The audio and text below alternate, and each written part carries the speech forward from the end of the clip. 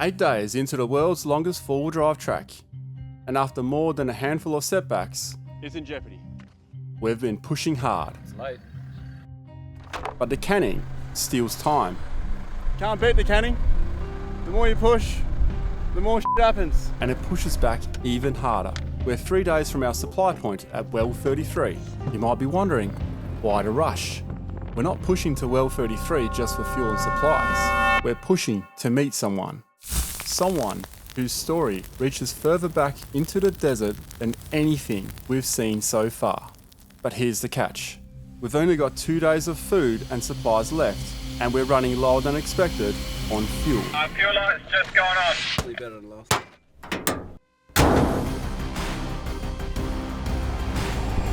This is our final push to well 33. Some good times here. If we succeed, the push days will finally be behind us. There you go. No, I'm fine. Yeah, I'm fine. Another day, another delay. The pace eases off. We can breathe again. We all know the stakes. No unnecessary stops. From here on, the only thing that can delay us is misfortune. Look at the diff. The diff is like pretty much half of the diff is under the ground. And the only thing that can stop us is the canning. I can't believe it. My winch doesn't work again.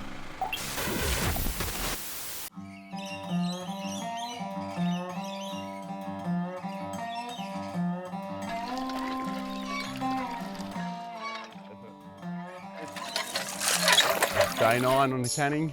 We are at Georgia Ball. Hang on. Huh? I think my phone's ringing. Hello.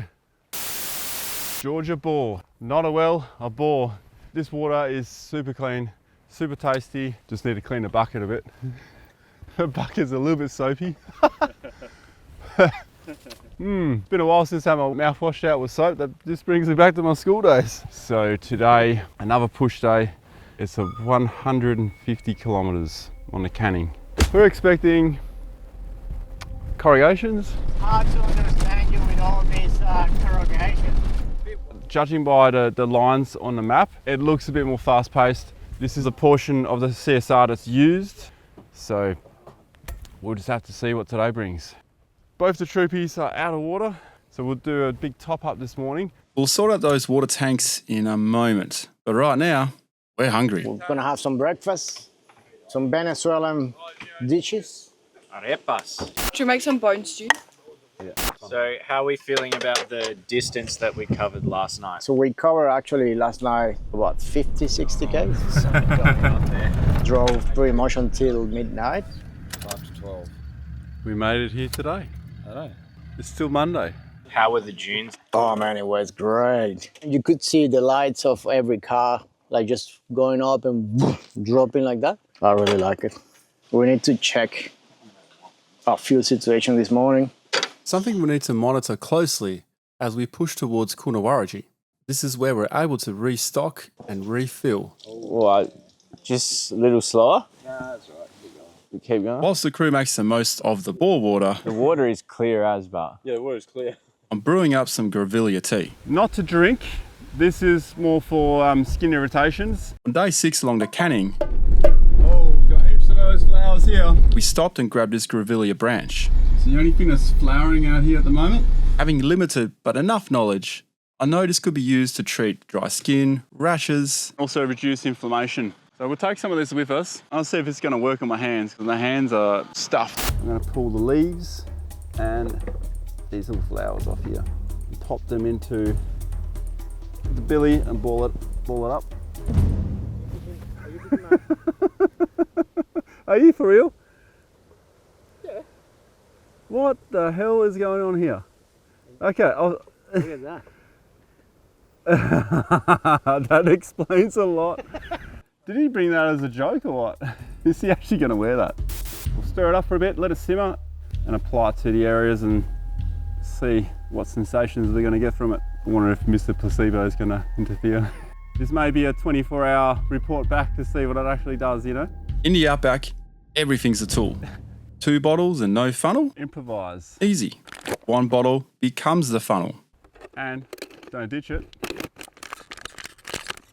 Might as well keep it. I've put it on my hands. It felt nice. We'll see if it does anything else. It's actually cleaned my hands really well. I can see my skin colour again. If I was really orange before, looked like I had a fake tan. One final pretty critical task. May not work. Getting the troopy water tanks filled up I'll need to put that on here. all the way. Hold the bucket up. You want to put a double? Just hold it. It's working, I can see it. Houston, we have a problem. Because out here, if it can go wrong, We'll have to change the hose. it usually does. We can have lunch and then some. And then some dinner and then leave. Lunch is sneaking up quick. The water levels, not so much. At the end of the day, we cover more kilometers at night time than daytime. It's funny because it's true. And we've made our clever adapter here, hose to hose. You should be in NASA. I can keep the space station going with duct tape and cable ties. Aha! That on here. Need a sock on it. Mini, mini, miny, mo. Wow, did you hear that? That was a satisfying click. Tell us about this hose. This hose was $60 and it was Chris's. And we've cut it up. 9 buckets later. There's a different connector, pool filter. 4 metre hose to the pump. A sock to tie it to the handle. Some weights on the bottom of the hose. And Mark is filling it up again. Another 9 buckets later. Another day, another delay. Georgia Ball, in case I haven't mentioned, it intersects with the Talawana track. And there were some other people staying here as well. They came in from the Kalamani National Park just to get some water. So that's how vital these water points are out here. So let's hit the Frog and Toad.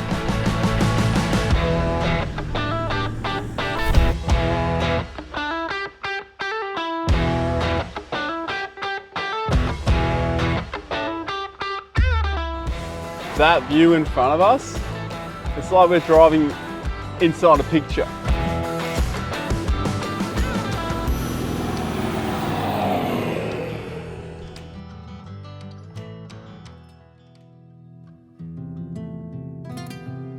The last 20 k's is probably the most change in landscape that there's been during the whole run so far. I was expecting something different than this, and it covers all my expectations. Like if you tell me to now, we're gonna leave the track, I will be not happy to leave, but I will be satisfied. We were talking about, it being the desert. It's not exactly a desert, it's just sand. There's just so much happening. We're meant to try and make it to well 33. Still trying, aren't we? Yeah, we can still try. As usual, the sun gets away from us on the canning. Windy corner. That's our corner, boys. Windy corner. No comment. That is a wicked sign. Since leaving Georgia Ball, we've really put in a solid effort. We're deep in our element out here, punching out the Ks. But honestly, we're living the moment. Absolutely loving this drive. Yep, they're on the road. Being with camels, sometimes when you pull up, they may walk off the track. Oh, that one wasn't aggressive. But most of the time, They're not getting off the track, so herding them to the dune, and the theory is they're going to feel they can't run away. Oh my we god, go. it's struggling and has white stuff all over it. All right. Bye, babies! to keep ourselves sharp and a bit more aware, we decided to fire up a live stream. We have full satellite internet coverage, so why not? Turns out though, that probably wasn't the best idea. Look at the diff. The diff is like pretty much half of the diff is on the We're just going to try and see if it'll move. Nah, those skinny tyres ain't going anywhere. Put the lockers in, but it ain't moving anywhere. Whose fault was this? I reckon someone on that live feed. Should I be embarrassed about this? Yes. Yes, I should have taken the chicken track. If we grab like a short shovel and just break some of that, and then put some tracks on these. The embarrassment continues. I've locked my max tracks on the roof and I can't remove the code. And not just for Chris either.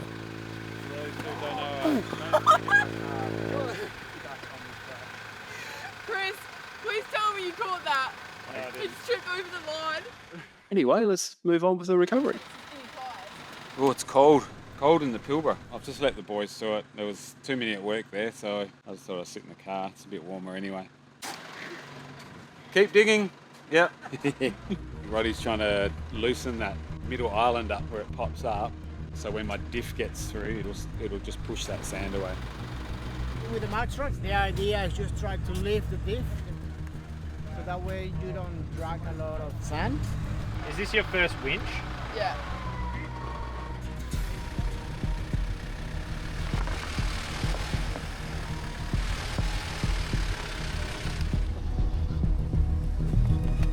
A successful recovery, and one we can all laugh about. Well, this is Rhonda, Sandra, Jason, Rapper. Christina, Christina. and Bruce Lee. The whole crew's enjoying themselves. But for Chris, this is just a taste for what's to come. Whoa, what was that, Chris? I just slid off the track. For now, though, it's back on the road and into the dark. I guess we're gonna get to camp at 9 time. Darkness, they look for camp. It's a big tune. Nice and steady height range. Whoa. I'm all clear, Raph. You can come up. Still chasing that meeting we can't seem to catch. And after days of running behind, there's this nagging thought in the back of our heads. All this effort, all this hurt. We cannot let it be for nothing. But the canning doesn't care how hard you worked. It doesn't reward effort, only endurance. It's day 10 in the desert. Woken up with all these tabletop mountains around us, or hills. Beautiful country. Today's a big day, but we're fairly confident because we did probably half of that distance yesterday. We've got to get to Coonawarra to refuel, resupply, and then we've got to meet the TOs. The TOs are later in the afternoon, so we do have a bit of time, but we also can't stuff around too much. We've got jerry cans on the roof that need to be filled up. We might have to divide into a shopping team and a refuel team because it will take some time. Something I've been working on with Raph from Destination Full Drive is the boot bag. So the idea of this bag is when you wake up, you've got your boots, they're nice and dry, and they're nearby. Oh, that rhymes. So the last 2 trips, I've been using it heaps. We made it so you can actually hang it on a ladder as well. That way you can have the runway at the front of the ladder, and then this hanging on the ladder like that, and you put your boots in it. Let's get some coffees in us and get back on the track. My keys are in my swag. I nearly rolled them up.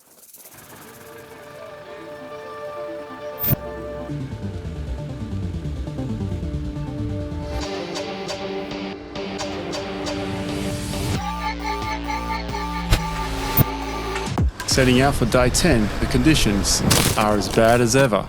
Lots of dead branches coming up. You told me that about 10 seconds earlier. Especially the constant dune climbs, but spirits high as ever. 2 days of cloud. The front's finally passed, so we're back in blue skies. And excitement is definitely growing as we move closer to Coonawarra. We just head into road number 33 to meet with a few TOs, which is amazing. Like, honestly, I've been waiting for this day to happen. However, in maintaining a good pace, Well, Ronny's shut off. He's quite far ahead, but Whoa, what was that, Chris? I just slid off the track. You're up. it's reversing up because Chris said he just slid off the track. He got 2 wheels in the air apparently. Sounds pretty serious, but I think he's okay. less than 12 hours, Chris has found himself in another sticky situation. I don't know, second time in 12 hours. I mean, my driving skills are being questioned, I think, by the boys. Again, Chris? You can't park there, mate. So I might be on probation. You can't park there. Funny, as I came around that bend, you asked a question about how far we are, and I quickly looked down and Jacob said, how do I spell Kurunji? And I looked down, and then next thing you know, just boom, straight into the rough. we were that close to tipping it. The thing is, we are pushing a little bit. Yeah, that's pushing. You know, we've got to be somewhere this afternoon, and we've got I was about K ahead of you. many kilometres ahead. So, yeah, probably slow it down a little bit. We turned our attention to getting the bloopy out of its hole. I'll park where the troopy is and hold the car, because it's not going to be any tension on this. It's just going to be like a safety line. Whereas the handbrake doesn't even work on the troopy, so you're going to have to be in it. And plus the troopy is the heaviest car. No, I'm fine. Yeah, I'm fine. Chris is at the moment, he got really lucky. The front wheel has stopped him from tipping over. He was chipping away at the rock to try and clear it from the panels, but I had to stop him because the car started creaking and it started like leaning a little bit more. So we've hooked up the winch cable from there back to my car to stop him from tipping. At the back, we've got the troopy winching with a double line pull, not because we need the extra torque and power of the winch. It halves the speed of the winch pull, which is exactly what we need. Maximum control. And maximum control is what we thought we had until... No. I can't believe it. My winch doesn't work again. New oscillator. Sorry, mate, I jinxed it. Winch doesn't work. This is an oscillator, and this is what's cooked again. What this does is prevents power from going to the winch unless I activate it. But in this case, it's actually causing me problems. Second time, second oscillator. You've got a manual oscillator. Turn the car on, please, Sienna.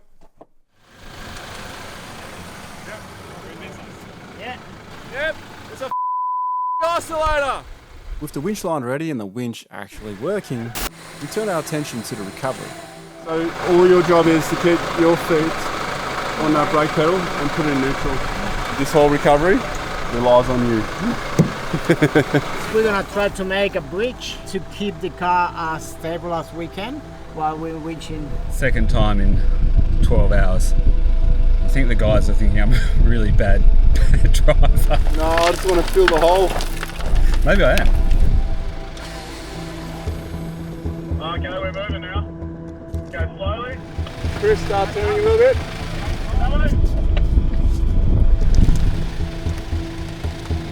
Okay, hold it right.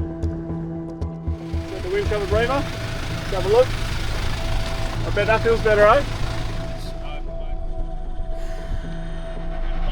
You're going to sit rash without accelerating. You're just going to take your foot off the brake a little bit. Okay. Alright, Raph, when you're ready. Copy. Winching. Chris, turn more to your right.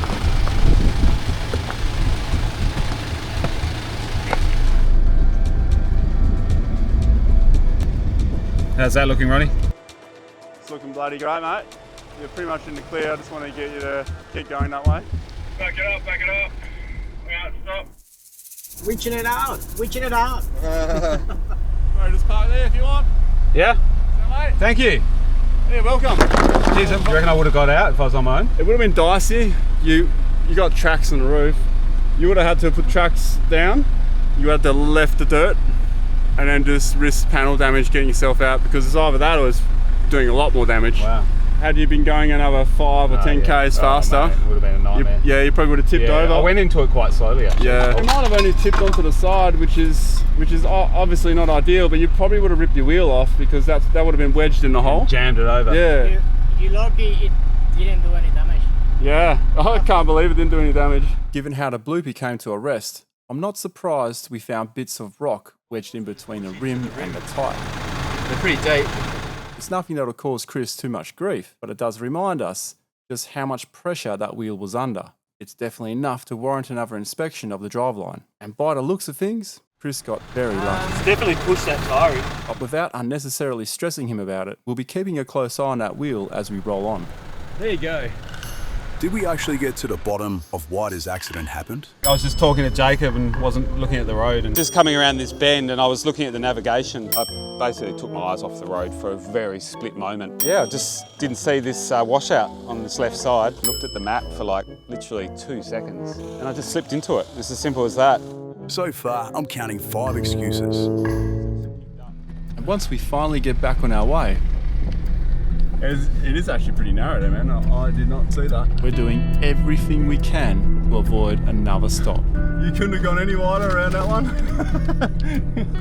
But once again, the Canning had other plans. Fuel light's just going on. How many Ks you still have to do? We still have to drive well number 30, 31, 32 and get to 33. Oh shit. We'll be coasting in on fumes. I've still got a jerry on the roof if you need it.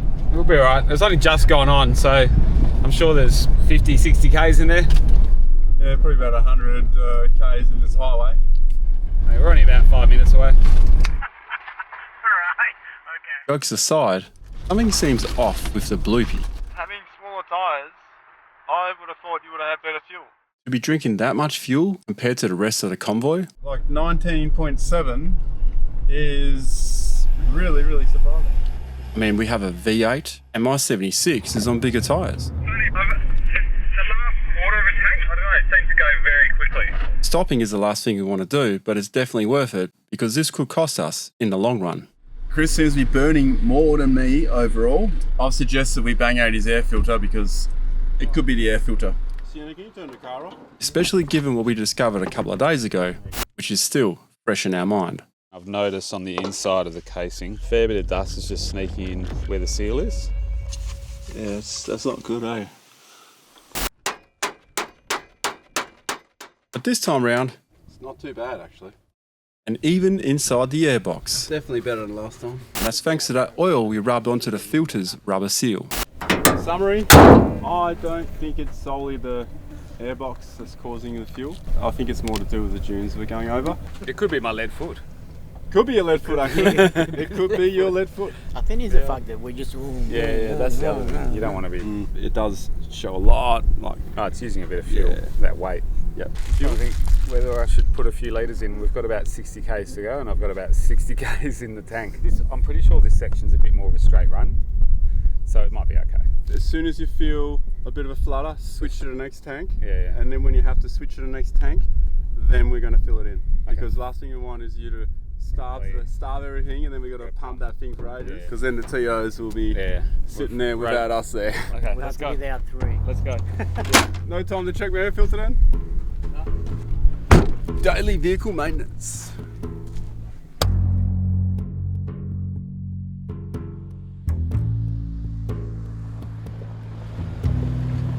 All these trees are like people, you know? What? It's going to sound really weird probably to some people, but knowing that we're coming into Coonawarra community soon, to me it almost feels like all those trees are like guardians of the area almost. All of a sudden all these trees and they're like quite spaced apart.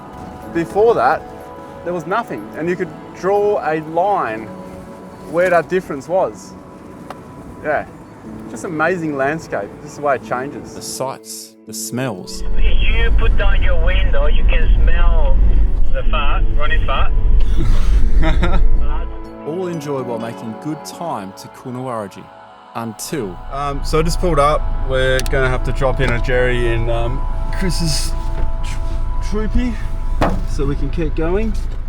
and with the clock bleeding away at our run to today's checkpoint. We're not here to knit socks for snakes. We need to move fast. 60 litres extra into the bloopy. Go the 2.8, they say. You will save some fuel, they say.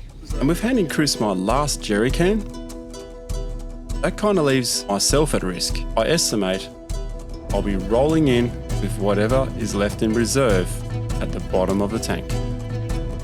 You'll be right, mate. God, these corrugations are killer, man. There's a way things work out here. It's like being invited into a cattle station. You might have permission to travel the road, but being welcomed into the homestead is something else entirely.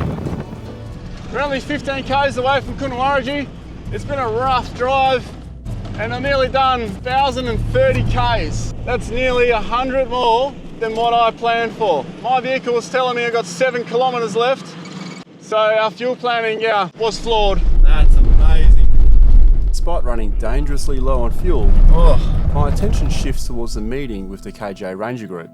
It's been a long, fun and adventurous journey just to get here. Here we are at Kunawaraji. Range 2Ks. All of a sudden, the pace changes. We can feel it. We no longer need to push. It's like a weight off our shoulders. We have made it to the KJ Ranger compound. Whilst chatting to the rangers, we got some vital information on the track ahead. The conditions. There is a bit of a worry, but that's a problem for later. For right now, a very rare opportunity has just presented itself. Through the rangers, we got a chance to sit down with Mookie. Mookie is a Marduk elder, but here's the rare part. Mookie was born in a remote part of the desert. He grew up the traditional way before whitefellas arrived to this region. That makes him a Pujaman. That's a Marduk term for someone who was raised in the desert. Walking this land on foot before modern world had even arrived to this region. Being invited to spend time with him isn't expected, and it isn't taken lightly. Mookie, very nice to meet you. Yeah. Thank you for having us around the fire, sharing with you. Waro. Thank you for sharing the Waro. Yo. Sitting with Mookie, it's clear his story didn't start with contact or towns. It starts in a world that hasn't yet crossed paths with ours. Jingala jung onderi kulela ka chawale. Obulain jel marangala jung ulain laju kulela. Wadangala jul wajar pa. Kala junya kulela. Ulain. Egulo kuyo yan kunyina te ko wadanga. Bulain mangaji. Balunya ko kalmala. We are seeing a UFO today, wasn't it? Hearing Mookie talk about the first time he ever saw a plane, it really gives you the sense of how recent this really is. 1960s. It's not that long ago. So I then wondered, when did Mookie first see whitefellas? How old was Mookie when he first saw the Europeans coming down? Oh, ngai jalan. Panur zaman nung.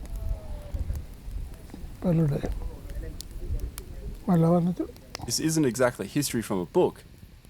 It's living memory shared right here in his own words. The conversation with Mookie went on for quite a while, I reckon about 40 minutes. It was fascinating, to say the least. Since day one we started the canning, we've been longing for the moment to hang out with rangers. And that's the whole reason why we pushed the whole way. Because you need to take the time. You need to meet everyone properly. You got to spend time. If you don't spend time with the rangers and you just rock up unannounced, no one knows who you are and you can't expect to hang out. And talking to Mookie was very important. Being one of the senior Marduk, being an elder, we need permission from senior Marduk from that exact region to hang out on country. And the very next day, we got to hang out with Marduk Rangers who showed us on country. We cooked some stuff up, which you're gonna have to wait and see next time.